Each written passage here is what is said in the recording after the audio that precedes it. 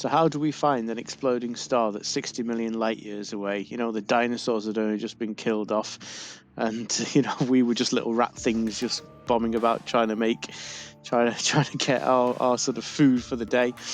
Well, it's a very popular topic with amateur astronomers, is hunting for supernova. Supernova are these exploding stars in other galaxies. So we get a supernova in this galaxy about once every 100 years, but we haven't had one for a long time, since the 1600s. So we have to look to other galaxies to find them, and they are very rewarding targets to go and spot. And this is a new supernova in the galaxy called IC3322A, so another beautiful name, and this is in the Virgo supercluster. So at the time of recording in April, this is a very the galaxy season, as they call it, is when you can point your telescope in the direction of Virgo and Leo and Coma. You can see, literally thousands of galaxies, and this is one of the members of it. So this is the shot that I took a couple of nights ago, and as you can see, here's our galaxy here. It's an edge-on spiral, so think of it like looking across a plate, and then this object here is not a star. It's a supernova, and the fact about a supernova is that this one star shines as bright as the entire galaxy for the duration. That's how cataclysmic it is when a star explodes in the galaxy. And there's only two real ways that a star can explode, and one is by it's a red giant that just gets the fusion inside stops working and it collapses on itself. And the second way is a white dwarf. If a white dwarf gets too big because it's pulling material off other stars, it can go bang as well. So this is the object. So how do we know? How do we know this is what this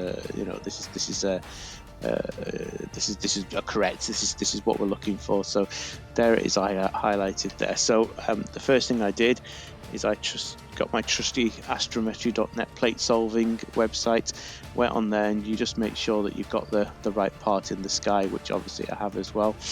And then the beautiful worldwide telescope site, what this does is it superimposes your image.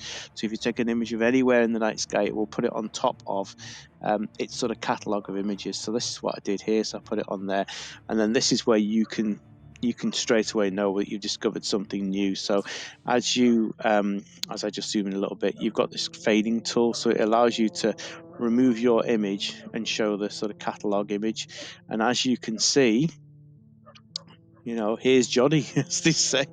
That star or that supernova wasn't there when they took the catalogue images, so it allows you, and also means you can see your star alignments right, that you've got the right sort of object. So this is this is the proof, if you like, that we've discovered something new. So the other fascinating fact about this is, as I get my Stellarium open, is that we can also then start to measure this, because a lot of amateur astronomers are measuring the magnitude of this supernova so they can plot it, because this will be here for a good 3 to 6 months at least. It takes a long time for these things to die out, but the rate that they die out and everything is really important. So if I just put the galaxy in here, which is I32222A, the A is important because without the A it's a different galaxy, so yeah, don't make that mistake.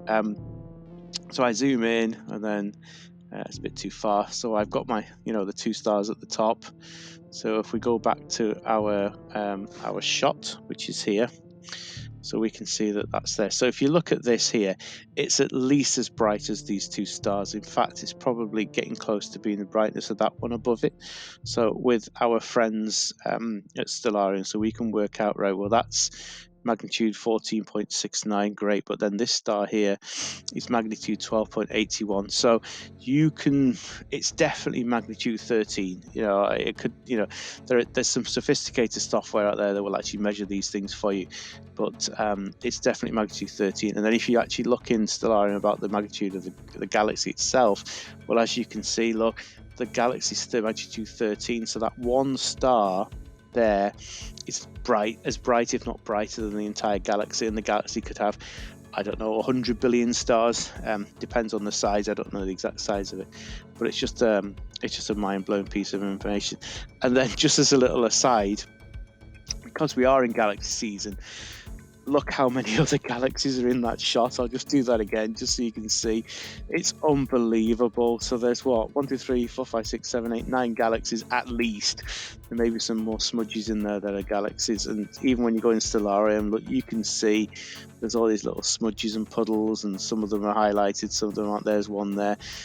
It's just incredible how many galaxies there are in this Virgo supercluster, and there's two reasons why we see so many galaxies there. The first thing is it's a line of sight thing, because we're looking away from the Milky Way, out of the Milky Way to deep space. That's one of the reasons why we see so many galaxies. There's not a lot of the Milky Way between us and sort of deep space, so we're not getting the view obscured. And the second thing is because we're sort of edge on to this supercluster, so we're sort of looking in towards the supercluster, so we get a great view of that. But it is just absolutely ridiculous how many galaxies are there. So yes, so this is the supernova. I'll just put it back on there.